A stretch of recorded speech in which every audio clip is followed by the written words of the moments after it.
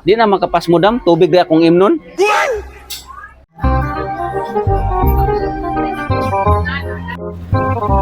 Asa ka tong balay sa kong amigo diri? Uy, wa ko katuod ganina ra jud kog suruy diri ba. Wa ka sila kaila sa akong amigo diri. Ngan lag tunyo palipat. Asa ka dapitaw yung usa na orasa ron alauna imidya na. Asa kay pampangutan-an ako diri han? Ako gipangutan-an ganiha wa mo sa kaila pod.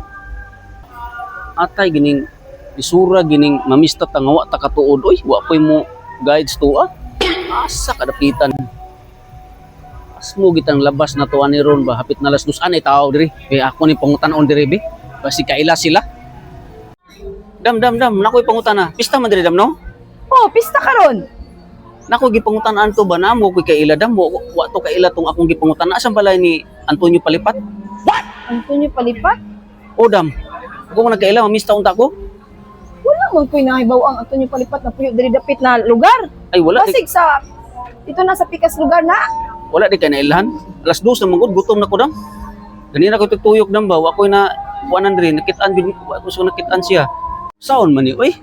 Alas 2 na wa pa ko ka pamista di ko kaon pas mo gilabas. Sao man ako ni oy? Alas 2 na lang wa pa ko kakaon. At dito na tistingin sa pikas dalan basig ani doy Antonio Palipat na nagpuyo. Dam. Nako isa ka pangutan na lang dam. Aw sa man, wala ko katulad lagyan ng Antonio Palipat. Unsa di mo nga pangutana? Dam. Pwede ta ka pangayo si magtubig dam. Giuhaw man kog sigtugtuyok dam oy. Aw, nagkaman tubig diri. Di man ako makapas mo dam. Ug tubig ra tong imnon.